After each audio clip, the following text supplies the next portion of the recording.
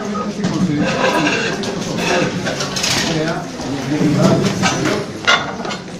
Sin embargo, hay analgésicos de acción central que son opioides, ¿sí? Los analgésicos de acción central pueden ser también de naturaleza anticonvulsiva, por ejemplo, la gabapentina, la pregabalina, el copridamato, la lamotrigina, pero que sin embargo son primariamente anticonvulsivantes y secundariamente analgésicos, ¿sí? Entonces la clase básicamente sobre analgésicos de acción central referida a lo que son los opioides. Antes de seguir, las preguntas no van a salir de la clase oral necesariamente, sino van a salir de sus estudios en el libro de Goodman o en el de Lita, ¿sí? Esto solamente es el aperitivo para que ustedes, como estudiantes universitarios, agoten el tema. Así que la referencia de reclamos no se va a referir necesariamente a la. Ok, vamos a hacer alguna definición. Los opioides. Muchas veces, indistintamente, se utiliza el término opioides y opiáceos. Sin embargo, las dos cosas significan cosas diferentes. Tienen una variación en su interpretación. Para que podamos entender, de aquí en adelante, vamos a denominar opioides a todas aquellas sustancias, tanto endógenas, porque ustedes por fisiología saben que en nuestro sistema nervioso central producimos moléculas similares a la morfina, ¿sí? Por eso se dice, opioides son todas aquellas sustancias, tanto endógenas, producidas por nuestro organismo, como aquellas exógenas, producidas de fuentes externas, sean naturales, semisintéticas, sintéticas, que producen efectos tipo morfina, efecto analgésico, ¿sí? Por interaccionar con los receptores opioides. O sea, todas las sustancias de estructura similar o parecida a la morfina que interactúan con los receptores opioides se denominan opioides. ¿Qué son los opiáceos? Son todas las sustancias derivadas del opio. Ustedes saben que el opium significa en latín jugo y en griego opo significa jugo igual. Entonces no es más que el jugo de los frutos verdes de la amapola, que tienen actividad analgésica o no analgésica. O sea, estos derivados del opio pueden tener efectos antidiarreicos, pueden tener efectos anticlusígenos, ¿no? O pueden tener efectos antiespasmódicos, como la papaverina. Y son derivados de dos clases diferentes de familia, la familia de los fenanténicos y la familia de las benzoilisopinolinas, que actúan en los receptores opioides, ¿sí? Esa diferencia hay que tenerla en cuenta. Entonces, de aquí adelante, básicamente vamos a hablar de sustancias opioides referidas a los analgésicos de acción central de tipo opioide, ¿sí? Siguiente. Los opioides exógenos. ¿Cuáles son los opioides exógenos? Aquellos que vienen de fuente externa, como ya dije anteriormente, y derivan del Papaver somniferum o de las múltiples variedades de la amapola. Los frutos verdes son incididos con aparatos cortantes y de ahí sale una sustancia lechosa que es conocida como el opium, en latín opium, opo, en griego, que solo significa jugo de este fruto de la amapola y que tiene efectos hipnoanalgésicos. Hipno, es decir, induce al sueño, a la narcosis, aunque ya no vamos a utilizar ese término narcosis o narcótico porque tiene más connotación legal, policíaca que farmacológica. Sin embargo, antes narcosis era igual a sueño. Vamos a utilizar el término hipnonarcótico. Se usaron desde la antigüedad, pero los egipcios, los árabes, conocían muy bien los efectos analgésicos, hipnóticos y también antidiarreicos. La morfina es el analgésico prototipo, denominado así, aludiendo al dios del sueño, Morfeo. También se conocieron sus efectos antidiarreicos. Siguiente. Esa es la flor. Pueden haber diferentes colores y tonos, desde el blanco hasta el morado. Esa es la flor de la amapola. Ese es el fruto verde. El fruto seco prácticamente solo contiene semillas. El fruto verde sale esa sustancia inicialmente lechosa y que se oxida con el aire y que toma el color de marrón oscuro. De hecho, es como la goma que en el oriente o en los tráficos de Afganistán, así como se hace acá la cocaína en ladrillos, allá se hacen ladrillos, pero allá son negros y es el opio ya oxidado, ¿no? Hay dos familias, como dijimos. Estos son los derivados naturales. Así es como se obtiene del jugo del opio, estas 6 sustancias principalmente. La morfina, que está más o menos en un 10%, la codeína, que es la metilmorfina, 0.5%, la tebaína, la dimetilmorfina, 0.2%. ¿Por qué esto es importante? Porque a partir de estos compuestos naturales, de estos alcaloides, se van a derivar otras sustancias semisintéticas que son modificaciones de estos naturales. Por ejemplo, en la tebaína, ¿qué se obtiene? La buprenorfina, que es un opioide semisintético. Los derivados bencil-isoquinolínicos que no tienen efecto analgésico. Fíjense, los fenantrénicos son los únicos que tienen efecto analgésico. Los derivados bencil-isoquinolínicos no tienen efecto analgésico, pero sí tienen efectos antiespasmódicos como la papaverina, comercialmente se llama papaverol, ya no existe actualmente en esa forma, y que se utilizaba esencialmente para los espasmos producidos por los cólicos renales, el cálculo renal. Los opioides endógenos, vamos a revisar. Hay muchos opioides endógenos, hay como 10 más o menos, si ustedes revisan, 10, 12, revisan, y derivan de diferentes tipos de precursores, ¿no? Que se sintetizan a nivel del sistema nervioso central, en diferentes sitios, en la zona periaqueductal, en la zona perilímbica y periventricular. Pero básicamente son 3 los grandes grupos de esto, que son la proencefalina, de la cual derivan las encefalinas y que actúan en el receptor delta, ¿no? Y el sistema límbico, en el asta dorsal de la médula espinal. La prolimorfina, de la cual derivan las dinorfinas, actúan en el receptor kappa, que se ubica en el asta dorsal de la médula espinal y capas profundas del cerebro. Básicamente tiene efectos analgésicos subtentoriales, o sea, espinales. La pro-opio-melanocortina, de la cual deriva también la ACTH y la melanina, actúan en el receptor beta, son las beta-endorfinas que actúan en el receptor mu, que está en la sustancia gris, en la médula espinal a nivel central. ¿Hay receptores mu a nivel periférico? Sí. ¿Pero por qué se le dice a estos analgésicos de acción central? Básicamente porque predominantemente actúan en el sistema nervioso central, o sea, en el encéfalo y en la médula espinal.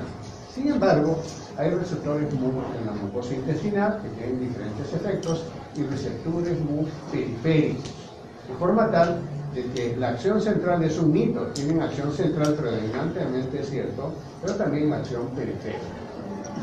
Entonces, fíjense, cuando hablamos de estas sustancias, como en las primeras clases de farmacología, ustedes cuando hablan de receptores, hablan de ligando y de receptor. ¿Qué cosa es el ligando? La sustancia que actúa sobre el receptor, ¿sí? Y el receptor es la sustancia, es el componente que se encuentra en la superficie de las células, donde, como la cerradura y la llave, actúan específicamente en receptores ya sea mu, delta o kappa, que son los principales receptores opioides. Estos son los endógenos, opioides endógenos que existen naturalmente en nuestro cuerpo. Y eso explica mucho, por ejemplo, la analgesia en el estrés. Por ejemplo, cuando uno juega un partido de fútbol y se fractura o se tuerce la rodilla, en ese momento no le duele mucho. ¿Por qué? Porque en esa situación de estrés hay secreción de estos opioides endógenos. En cambio, cuando termina el partido, termina la situación de estrés, recién se manifiesta el dolor porque los opioides endógenos se han agotado. Los opioides endógenos tienen múltiples efectos, entre ellos la analgesia en el estrés, también el estado de bienestar y de buen humor, ¿ya? Tienen otros efectos adicionales. La forma de producción de los opioides son de origen natural, cuando se obtienen naturalmente del opio o del opos, ¿no? Sin mayor manipulación química. Los semisintéticos se obtienen por manipulación de los naturales y los sintéticos absolutamente dentro del laboratorio. Entonces estos opioides se clasifican de acuerdo a su grupo químico. Por ejemplo, los naturales, a su origen, morfina, codeína, tebaína, ya lo hemos visto. Los semisintéticos, la etilmorfina, la dimetilmorfina, que es la heroína, usada antiguamente como analgésico, sin embargo, por sus poderes adictivos, ya se ha dejado de usar. La oxicodona, la oximorfona, la nalorfina, la naloxona, la buprenorfina. Acá no estamos hablando siquiera si tienen efecto analgésico o no analgésico, simplemente los estamos clasificando por su origen. Los sintéticos hay diferentes grupos. El grupo de la meperidina, donde está la meperidina, que es abundantemente usada como analgésico, aunque últimamente por sus efectos encefalotóxicos o neurotóxicos se está dejando de usar y se ha retirado a varios países. El fentanilo, el alfentanil y el sulfentanil, que se usan masivamente en la analgesia balanceada. ¿Qué es la analgesia balanceada? Es aquella analgesia donde se utilizan inhalantes anestésicos, como vamos a ver en la clase de anestésicos generales, y adicionado con opioides. Puede ser sulfentanil, puede ser alfentanil, puede ser fentanilo, pero sin embargo también se utilizan la pseudoanalgesia cuando nosotros queremos poner a un paciente en ventilación mecánica controlada, especialmente el fentanilo asociado a un sedante que es el midazolam. Entonces tiene diferentes usos, ¿no? El grupo de los sintéticos. El grupo de la metadona como analgésico, el dextroprosoxetano como analgésico mixto, el nafcilato, el grupo morfinano, el levanorfano, el dextrometorfano y la pentazocina. Si ustedes antes han tomado un jarabe que se llama Silomac o dextrometorfano, ahí está, el dextrometorfano, pero se ha usado en ese caso como un antitusígeno, porque también tienen efectos antitusígenos. El grupo del tramadol, que es el tramadol clorhidrato, y el tapentadol, que es la más reciente invención en analgésicos de acción central, no tiene ni 5 años de haber sido descubierto.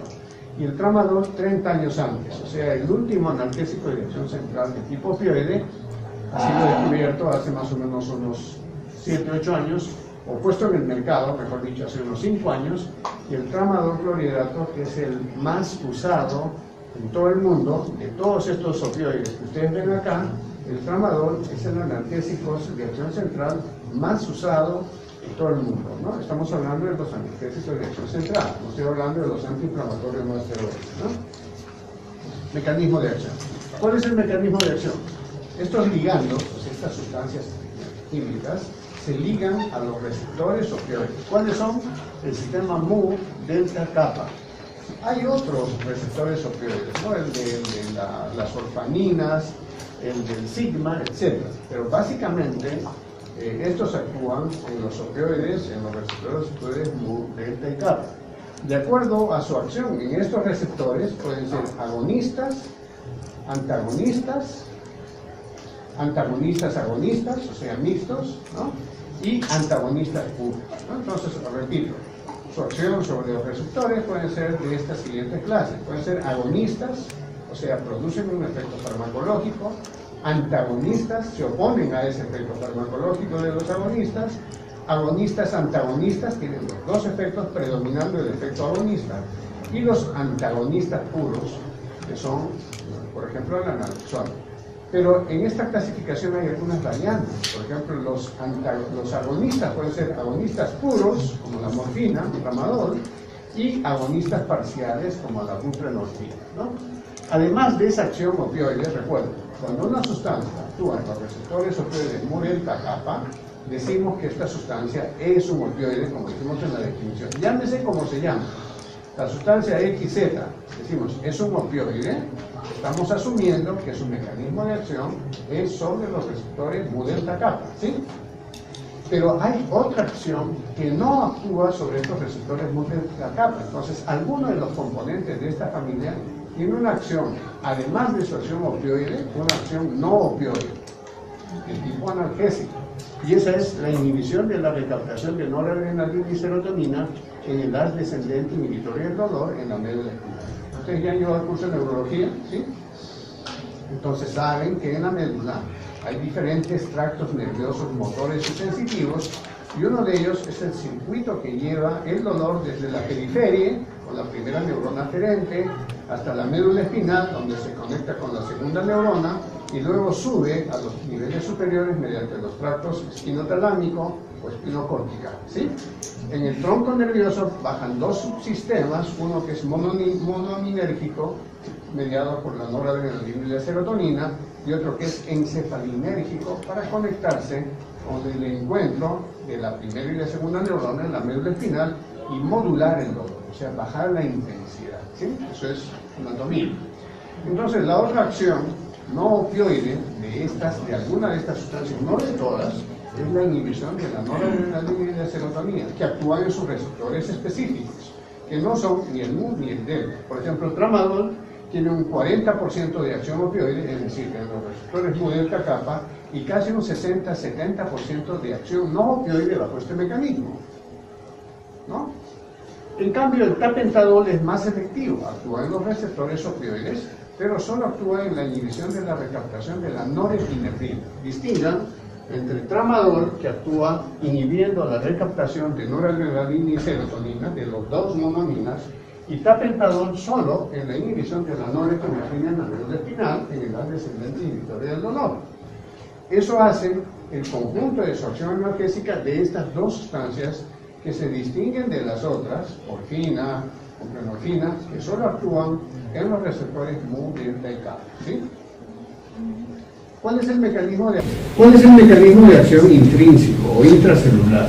Una vez que los opioides impactan en el receptor, se activa la proteína G, que activa a su vez la adenilociclasa, ¿no? Disminuyendo el AMP cíclico. Esta inhibición del AMP cíclico activa e inhibe proteinquinasas y altera la fosforilación de las proteínas. Hay cambios celulares a corto plazo, hay la expresión FOS. ¿Y qué cosa vamos a conseguir? ¿Cómo se transmite un impulso? Mediante la despolarización de su membrana, ¿sí? Si nosotros conseguimos un fármaco que estabilice la transmisión del impulso, vamos a conseguir la inhibición de ese impulso, y si en este caso es un impulso doloroso, vamos a inhibir el dolor. Entonces lo que conseguimos es la hiperpolarización de la membrana neuronal, de tal manera que los impulsos nerviosos que conducen el dolor no se van a producir. ¿Cuáles son los impulsos nerviosos que se conducen por las neuronas? Varios, ¿no es cierto?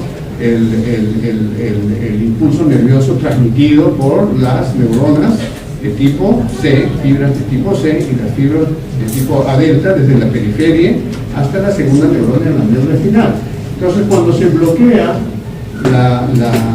el proceso de despolarización y repolarización que normalmente ocurre en la membrana neuronal, nosotros paramos la transmisión de este impulso. Es así como actúan intracelularmente.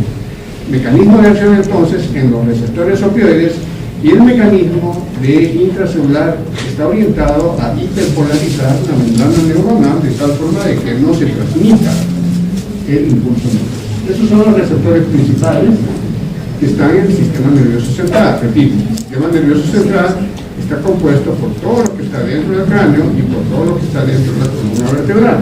Ahí es donde actúa. Sin embargo, hay acciones periféricas de otros tipos y para otros efectos farmacológicos, ¿no? Los agonistas tienen efectos analgésicos y otros efectos como la depresión respiratoria y el estreñimiento, la retención de orina, la tolerancia y la dependencia, ¿cierto? Estamos hablando de varios fenómenos farmacológicos que ustedes ya han visto. Por ejemplo, ¿qué cosa es la tolerancia? ¿Alguien puede decir qué es la tolerancia farmacológica? Esa ha sido cuestión de las primeras clases, ¿no es cierto? ¿Qué es la tolerancia? A ver, tú que estás con tu cámara. ¿Qué es la tolerancia en el sentido de definición farmacológica? Es cuando bueno, en este caso el paciente requiere de mayores dosis para que ese fármaco ejerza una acción que se espera, ¿no? Correcto, esa es la tolerancia, ¿ya? Los opioides, y no es malo, no es malo. Por ejemplo, si un paciente está usando morfina 30 miligramos al día, y como sabemos que estos medicamentos crean tolerancia, en 3 o 6 meses va a requerir 60, no es malo.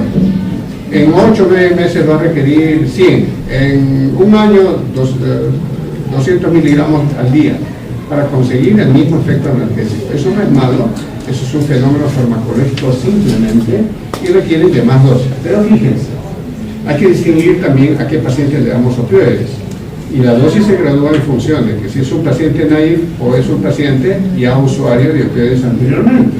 Entonces, los agonistas tienen efectos analgésicos. El efecto, entonces, de un opioide sobre el receptor mu de la familia de los fenantrénicos, estamos solamente hablando de la familia de los fenantrénicos, produce efecto analgésico. Y ese es su efecto terapéutico. Pero, además del efecto analgésico, puede producir depresión respiratoria, puede producir estreñimiento, retención de orina, tolerancia y dependencia, que tampoco es malo. Un paciente, con hipertensión arterial es dependiente de los antihipertensivos. Un paciente diabético e insulino dependiente es dependiente de la insulina. No estoy hablando de adicción, que es cierto que puede ser un fenómeno que se puede presentar con estos pacientes, con estos medicamentos, pero que la adicción además tiene un componente compulsivo, personalidad no estructurada, entorno hostil, fármaco con posibilidad de producir dependencia, ¿sí? Eso hace la adicción. ¿Qué es la adicción? El deseo compulsivo de consumir un medicamento para fines no terapéuticos, ¿sí? Los antagonistas no son analgésicos. Entonces la pregunta es, ¿para qué existen? Existen para revertir los efectos secundarios, especialmente la depresión respiratoria de los agonistas. Si un paciente, por cuestiones intencionales o por cuestiones accidentales, ha tenido una sobredosificación de morfina o es un metabolizador rápido, entonces podemos nosotros tener un riesgo de depresión respiratoria en ese paciente. ¿Y qué hacemos con la depresión respiratoria? Lo intubamos, le metemos un tubo, le ponemos una máquina y esperamos que pasen los efectos de este medicamento. O podemos administrarle un antagonista de los opioides y administrar y recuperar la respiración, ¿no es cierto? Entonces podemos hacer de esta forma. Son antagonismos en este caso competitivos. Actúan en el mismo receptor mu, pero con diferentes efectos farmacológicos. Dentro de esta clasificación tenemos hay dos antagonistas y agonistas. Los antagonistas y agonistas, vamos a definirlo luego, son medicamentos que actúan agonistamente en el receptor mu, pero que también tienen un componente antagonista. Entonces, ¿cuál es la explicación? ¿Para qué sirve esto? Sirve. ¿Por qué? Porque estos medicamentos tienen predominantemente el efecto agonista, digamos como 10, y el efecto antagonista como 5. ¿Cuál es la resultante de la analgesia? 5, ¿cierto? Pero ¿qué hemos conseguido? La disminución del riesgo de depresión respiratoria, de estreñimiento, de retención urinaria. Esa es la explicación y el uso de esto. En esta familia de antagonistas puros tenemos la morfina, la heroína, la codeína, la meperidina, llamada también pentidina, metadona, dextropropoxifeno, fentanilo, tramadol, y en los agonistas antagonistas, la pentazocina, la nalbuphina, que es la más potente. Habíamos dicho que había una variante que son los agonistas parciales, la buprenorfina. ¿Cuál es la característica de la buprenorfina? Que es una sustancia muy especial, que tiene solamente ocupación parcial, o sea, es un ligando que ocupa parcialmente los receptores mu, lo que da la posibilidad de asociarlo con otro analgésico que ocupe otros receptores mu, ¿sí? La naloxona, que es un antagonista claro, junto con la naltrexona, ¿no? En el mercado peruano hay naltrexona, la naloxona se consigue, pero es muy escaso. El agonista parcial mu es a la vez antagonista de los receptores kappa. Y eso tiene una ventaja, ¿no? Para la buprenorfina, porque la buprenorfina puede producir analgesia, pero al mismo tiempo evita la producción de hiperalgesia, ¿no? Los usuarios continuos de morfina pueden reaccionar a estímulos poco algésicos de una forma de hiperalgesia. Entonces, para evitar eso, la acción sobre el receptor kappa tiene la buprenorfina, lo cual significa que estos pacientes no van a tener estas reacciones de hiperalgesia, sino van a tener una analgesia mediada por el receptor mu. Pueden tener efecto techo, ¿no? Sin embargo, el efecto techo para la buprenorfina pues es muy alto, casi nunca se llega. De tal forma de que el efecto techo, entre comillas, no existe para los opioides, siempre se puede actuar más. Hay pacientes, publicaciones, donde han recibido 4.000 miligramos de morfina al día, o sea, 4 gramos de morfina. Está bien, porque con esa cantidad aliviaban su dolor, ¿no es cierto? Se produjo un fenómeno de tolerancia, sobre todo en aquellos pacientes con uso crónico para patologías con dolor, ¿no? Estos agonistas parciales producen menos depresión respiratoria, ¿no? Menos hipertonía gastrointestinal y el efecto, especialmente con la presentación transdérmica de buprenorfina, es menor. Los agonistas puros, como la morfina, no tienen techo, como dijimos, para el sujeto analgésico, y clínicamente se puede aumentar la dosis que sea necesaria para aliviar el dolor del paciente. Ahí está la morfina, metadona, codeína, tramadol, petidina, ¿no? Son los más usados para el tratamiento del dolor moderado y severo. Recuerden que el dolor es leve, moderado y severo, de acuerdo a los criterios de intensidad, ¿cierto? Puede ser neuropático y no susceptivo, de acuerdo al origen, y puede ser un dolor de tipo crónico o agudo, de acuerdo a su duración. Eso es todo. Los agonistas parciales, especialmente en buprenorfina, clínicamente en vivo se comporta como un agonista puro, es decir, para llegar a su efecto techo, muy lejos, no ocupa todos los receptores, y esto da la posibilidad de utilizar terapia de rescate con otros opioides y permite la asociación con otros opioides. Puede presentar efecto techo a dosis altas, sin embargo, casi nunca se llega ni siquiera a la mitad de la demanda de opioides con buprenorfina, ¿no? Es un medicamento con particularidades especiales de la buprenorfina.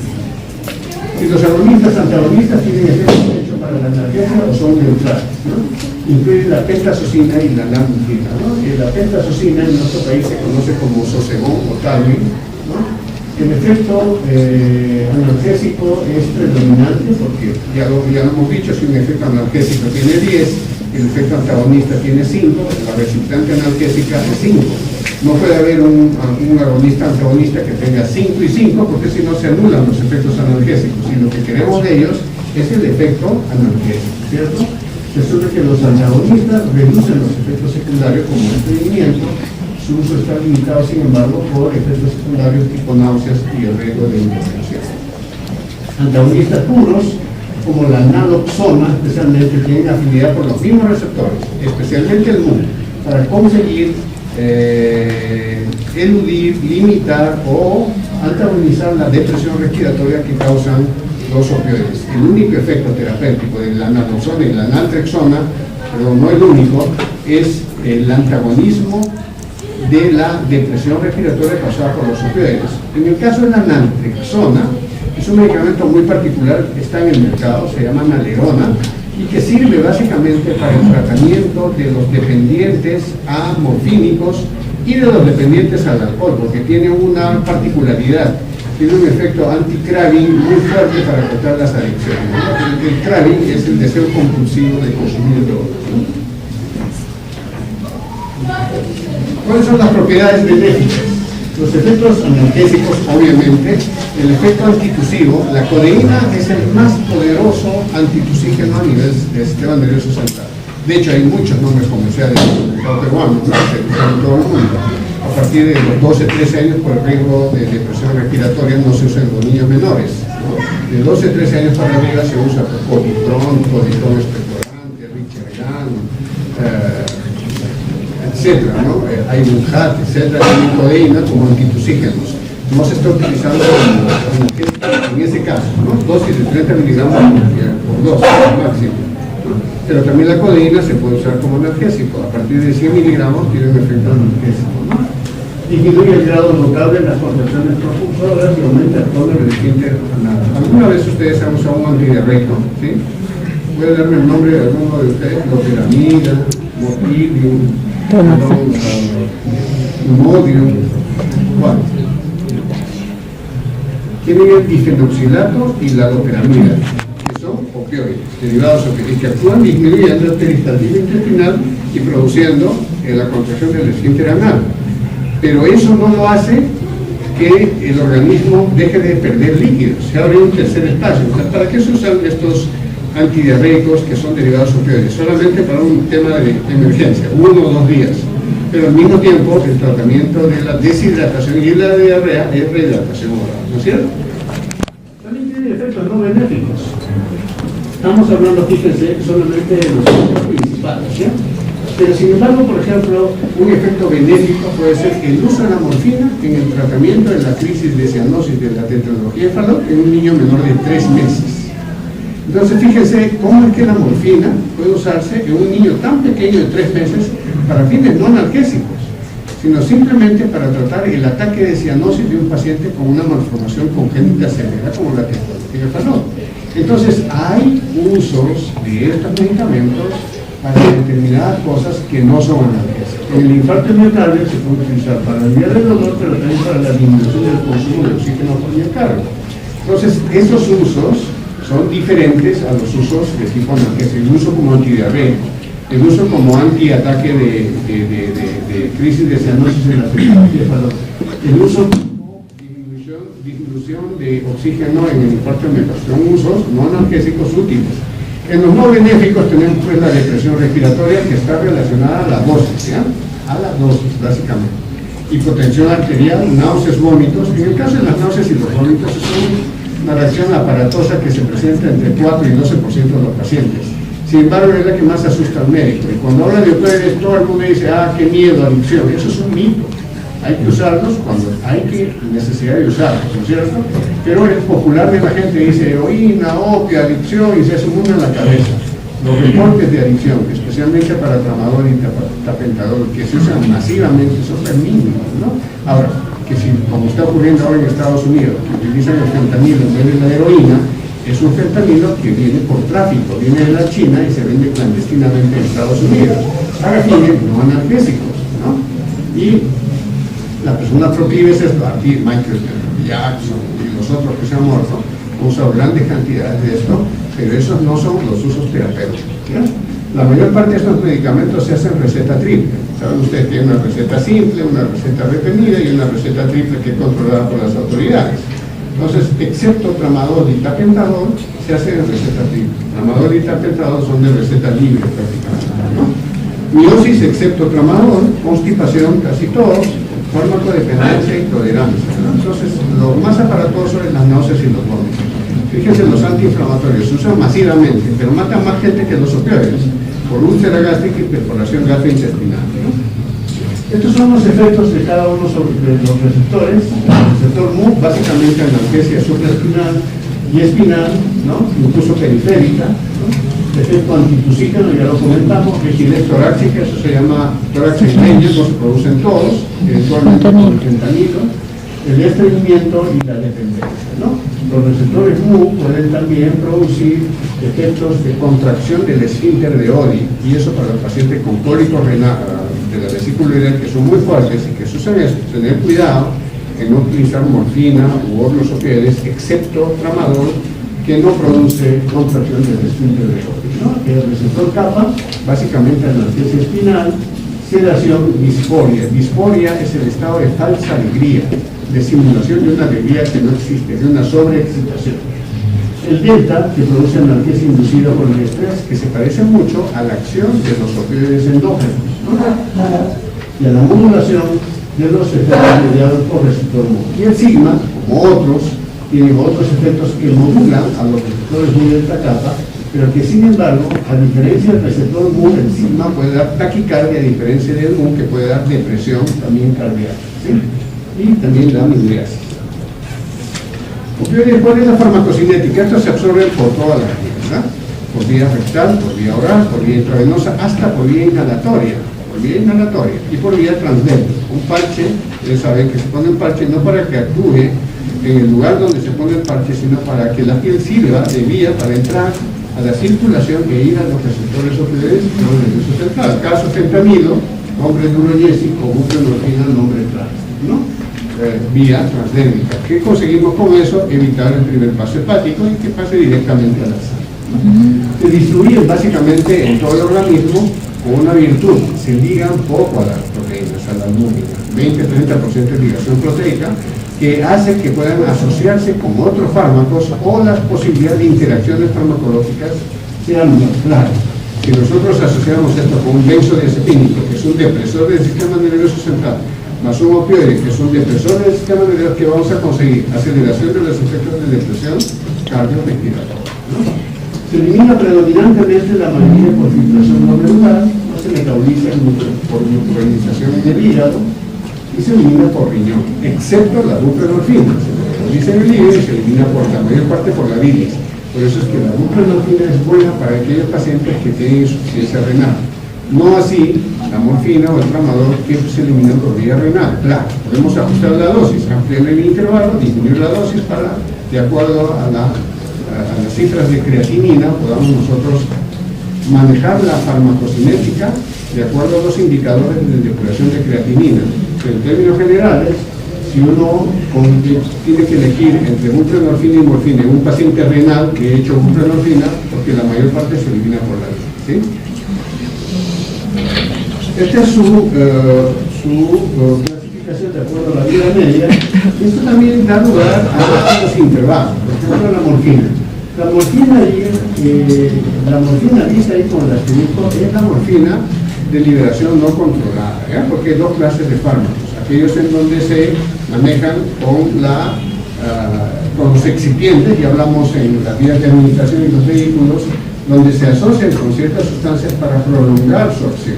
La morfina tiene una presentación de acción rápida y una presentación de acción lenta. La de presentación rápida básicamente actúa cada 4, cada 6 horas, y la de presentación prolongada actúa cada 12 horas. Hay otros, como por ejemplo la buprenorfina, en la forma de parches, no en la forma sublingual o oral como está ahí, puede durar hasta 3 y hasta 7 días. Se aplica un parche, 7 días de analgesia. Eso es muy bueno, ¿no? O 3 días y medio. O Durogesic, 2 días de analgesia. O en el caso de tramadol, hay tramadol de acción prolongada que extiende su acción a 12 y 24 horas. Entonces, eso ya depende del excipiente con el que lo acompaña, ¿sí? Entonces, ahí tenemos las presentaciones tal cual, que son sin excipientes adicionales, donde podemos tener la vida media. Si morfina, su vida media es de 2 a 3 horas, nosotros el intervalo máximo que podamos utilizar morfina es de 4 a 6 horas, ¿sí? Pero si tenemos la morfina de acción prolongada, cada 12 horas, y eso depende de la liberación del excipiente, ¿sí? Entonces ahí tenemos las equivalencias. Por ejemplo, 30 miligramos de morfina por vía oral equivalen a 100 de tramadol. Pero por vía parenteral, 10 miligramos de morfina equivalen a 100 de tramadol. Una cosa importante, ¿no? Estos medicamentos tienen un metabolismo de primer paso muy importante. Por ejemplo, morfina tiene casi 50% de metabolismo de primer paso, lo que significa que si nosotros tomamos 100 por vía oral, a la sangre ¿cuánto va a pasar? 50. Si este paciente vomita y no puede tomar por vía oral, ¿cuánto le tengo que poner directamente a la vena? 50. ¿100 o 50? 50, ¿sí? ¿Sí, no? ¿Entienden la figura? Entonces, porque si yo le pongo, si le doy 100 por la boca y le doy 100 a la vena, ¿qué estoy haciendo? Estoy dando una sobredosificación y puedo tener efectos secundarios. Mucho cuidado, cada vez que utilicen estos medicamentos, lean cuál es el porcentaje de metabolismo del primer paso. La potencia analgésica se basa en la potencia del prototipo, que es morfina, que es 1, tramadol es 10 veces menos, ¿no? Mefenidina es casi 5 veces menos, dextropropoxifeno, que es un agonista antagonista, es 10 veces menos, pero los más potentes, ustedes ven, por encima de la morfina está la metadona, que es 1.5 veces más, heroína 3-4 veces más, buprenorfina, que es más potente, 30-50 veces, alfentanilo, remifentanilo y sulfentanilo, que son mucho más potentes. Entonces, cada vez que tengamos esto, ¿por qué es importante saber esto? Porque hay un periodo en donde nosotros necesitamos rotar de un opioide a otro. Por ejemplo, si estoy usando morfina y yo quiero rotarlo de morfina, quiero rotarlo por alguna razón, por efecto secundario o algo, a buprenorfina, ¿qué tengo que hacer? Sacar la dosis equianalgésica, de tal forma de que si su dosis es 100 con morfina, le daré de buprenorfina la 30ª parte, o sea, 3-4 miligramos por día, ¿sí? Entonces, ¿por qué? Porque las dosis son equianalgésicas, es decir, se puede conseguir la misma analgesia con 100 miligramos de tramadol que con 10 miligramos de morfina, ¿sí? Entonces, la dosis es la equianalgesia y eso es bien importante cuando uno quiere utilizar en los pacientes. Hay muchos tipos de interacciones medicamentosas, lo vamos a pasar esto muy rápido. Se caracterizan básicamente por retrasar el vaciamiento gástrico, ya lo dijimos, disminución del intestino, tránsito intestinal, y eso hace que se produzcan algunas interacciones farmacocinéticas, ¿no? Interacciones metabólicas es el principal sistema metabólico, es el ciclocromo 3-4-5-50. Así que si hay medicamentos asociados que son aceleradores o retardadores del metabolismo P450, si son aceleradores, por ejemplo, en la codeína para actuar se tiene que convertir en morfina, porque es una prodroga.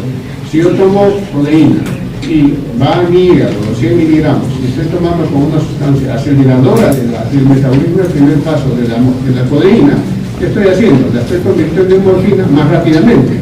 Por lo tanto, los picos de codeína que yo tenga, los de morfina, originaria de la codeína, van a ser más altos y pueden presentarse efectos secundarios. ¿Sí? Puede tener un efecto inhibitorio o excitatorio. La codeína básicamente es por orden de destilación, ya hemos dicho que es una prodroga que tiene que convertirse en morfina en el hígado para tener su efecto analgésico.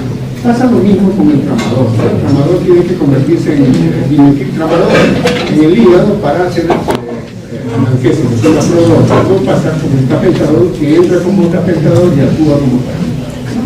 Algunos medicamentos, por ejemplo, se ha estudiado que, por ejemplo, en Latinoamérica carecen de esta enzima, por lo que no se beneficia del efecto analgésico. Esos son metabolizadores lentos.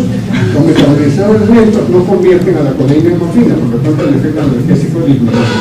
Los metabolizadores rápidos pueden producir más morfina y el efecto analgésico aumenta, así como los efectos secundarios. En el caso del tramador es el metabolito 1, que es el que actúa como analgésico, básicamente. Entonces, si el hígado de esta persona metaboliza rápido el tramador y lo convierte en metabolito 1, voy a tener efecto analgésico, ¿sí? Pero también puedo tener efectos secundarios, depresión respiratoria. Pero si es un metabolizador lento, porque su citocromo no está funcionando, ¿qué voy a tener? Que el tramador no se va a convertir en metabolito 1, por lo tanto el efecto analgésico va a disminuir. ¿Qué tengo que hacer con este paciente? Aumentar la dosis para conseguir que lo poco que produzca el metabolito 1 su hígado pueda tener un efecto analgésico, ¿sí? Inductores enzimáticos son los antirretrovirales, especialmente siloburina, anticonvulsivos como carbamazepina, hidratoína, antibióticos como la rifampicina, el Hipericum perculatum, que es la hierba de San Juan, que es básicamente un sedante, que puede producir la inducción del citocromo. Los resultados de esta inducción son la reducción de la analgesia, ¿sí? Puede producir síndrome de abstinencia en aquellos pacientes que están usando crónicamente. En cambio, los inhibidores enzimáticos, por ejemplo, la eritromicina, ketoconazol, antirretrovirales, antidepresivos como fluoxetina, etc., el resultado de esta disminución del metabolismo de los ortopedes y por lo tanto pueden prolongar su vida media, incrementan el riesgo de depresión respiratoria. Interacciones indeseables, esto lo voy a hacer para que lo lean, básicamente con los IMAO, los inhibidores de la monoaminoxidasa. ¿Por qué? Porque les dije, por ejemplo, para aquellos medicamentos que actúan inhibiendo la recaptación de noradrenalina y serotonina, se incrementan los niveles de serotonina sinápticos. Si nosotros tenemos una inhibición de la IMAO, que es la que inhibe a las monoaminas, pues voy a tener más serotonina. Entonces se puede presentar el síndrome serotoninérgico, ¿sí? Entonces cada vez que alguien tome tramadol o capentado, tiene que dejar un WhatsApp de 2 semanas, o sea, un periodo de lavado de 2 semanas. Con alcohol, mayor depresión respiratoria. Los anticolinérgicos, ¿no?, como la diosina, pueden agravar la constipación y la retención de orina. La metililina y proportifeno incrementan el efecto anticoagulante de las cumarinas y por lo tanto puede haber riesgo de sangrado. El tabaco incrementa el metabolismo de los opioides y puede reducir el efecto analgésico de estos. Y los opioides antagonizan los efectos procinéticos de la metoclopramina. ¿Por qué? Porque la metoclopramina es un gastrocinético, o sea, aumenta el movimiento de los intestinos y los opioides mantienen el intestino. Interacciones positivas se pueden asociar con AINES. Cuando hay un componente inflamatorio, ¿no? Estos son analgésicos que tienen un uso para dolor moderado y crónico. Los AINES para dolor leve, pero si hay un componente antiinflamatorio, contribuyen al alivio del problema, ¿no? Asociado a gabapentinoides como gabapentina o como pregabalina, contribuyen a tratar el dolor neuropático. Recuerden, los opioides, salvo tramadol y tapentadol, pueden manejar bien el dolor neuropático, pero los otros son menos eficientes. Entonces nosotros podemos asociarlos con gabapentina, con pregabalina, que son específicos para el dolor neuropático y conseguir un efecto, una sinergia mínimo de suma, ¿no? La naloxona y la naltrexona antagonizan los efectos, como ya lo comentamos. Interferencias en la eliminación, acidificantes de la orina, como la vitamina C, el fosfato sódico, el potasio y el cloruro de amonio, producen un incremento en la excreción de metadona, con lo cual pueden disminuir el efecto analgésico o producir síndromes de supresión en aquellos pacientes de uso diario, ¿no? ¿Cuáles son sus indicaciones? Analgésicos anestesia, por supuesto, para el dolor agudo y crónico, de intensidad moderada a severa. Recuerden que hay una escala de medida del dolor, que es una escala visual análoga, y que el dolor severo está entre 5 y el dolor moderado, 5 y 7, y de 7 a 10 el dolor severo. Por importancia, el dolor y cuidados paliativos. ¿Qué son cuidados paliativos? Son todas aquellas personas que requieren cuidados médicos, pero que su pronóstico de vida es siempre fatal, ¿cierto? O por lo menos de invalidación crónica. Dolor postquirúrgico, dolor de infarto miocardio, dolor en quemados y anestesia balanceada, como comentamos. Diferentes tipos de dolor: dolor crónico y agudo, dolor moderado a severo, dolor de origen nociceptivo, es decir, en tejidos, y dolor neuropático, ¿no es cierto? Especialmente tramadol y capentradol para dolor neuropático más y los otros, ¿no? Efectos no analgésicos, tratamiento sintomático de la tos, tratamiento sintomático de la diarrea, loperamida, difenoxilato, ya lo vimos, regulador hemodinámico en infarto miocardio y en la tetralogía salud, disnea por insuficiencia ventricular. Esas son las principales indicaciones, ¿no? Este es el tratamiento del dolor. Esta es una analgésica, esta es una escala analgésica del OMS, donde ustedes pueden ver de que en el escalón de dolor moderado y dolor severo está opioides débiles. Se llaman opioides débiles a los que están por debajo del patrón de morfina, ¿sí? Y opioides fuertes a todos los que están por encima del morfina. Esa es la definición de opioides débiles, ¿no? Y para el dolor severo, obviamente, los opioides más potentes. Bueno, en indicaciones generales, como dijimos,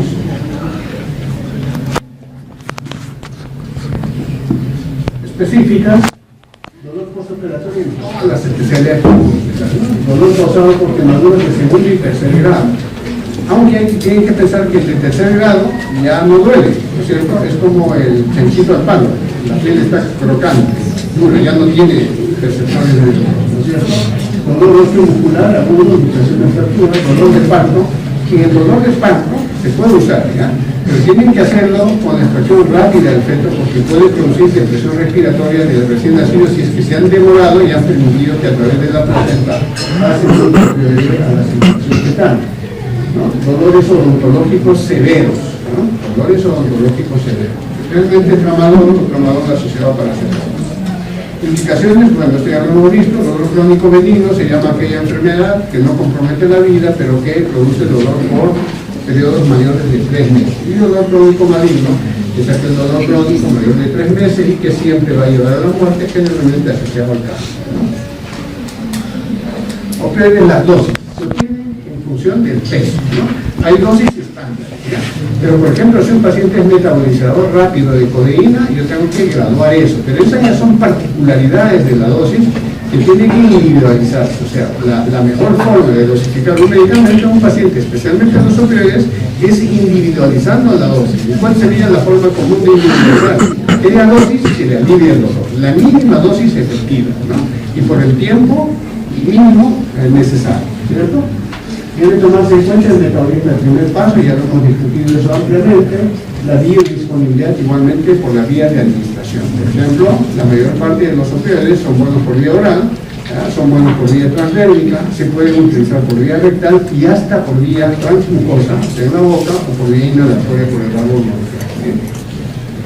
La vía para entrenar hay diferentes formas de administración por vía endovenosa, en bolo, directo, diluido, en volutrol, en el tracto de suero, controlado por el paciente, etc., ¿no?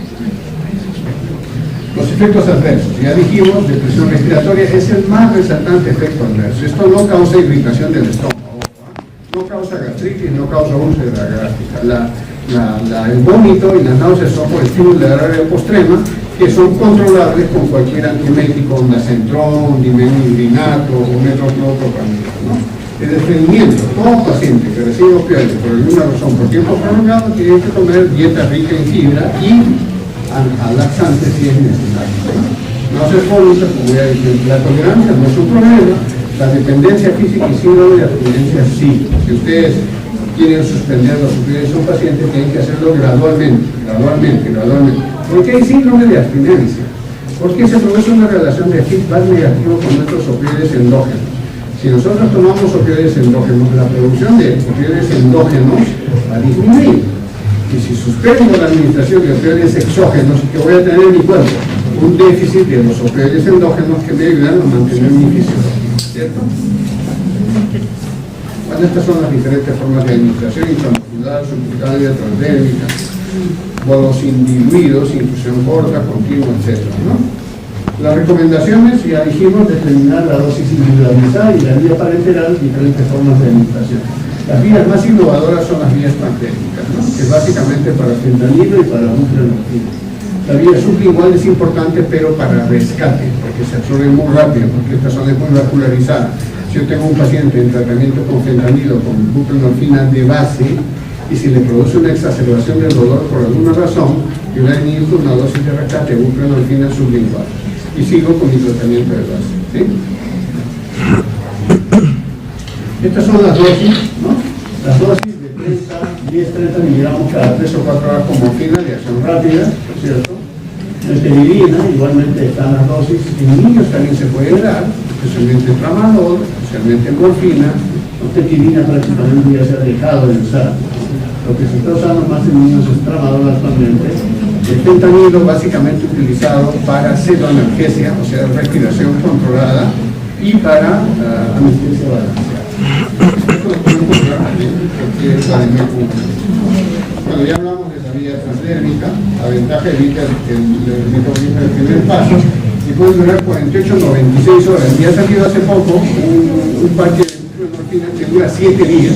Que uno se pone el parche y 7 días de analgesia. Eso es muy bueno, ¿no?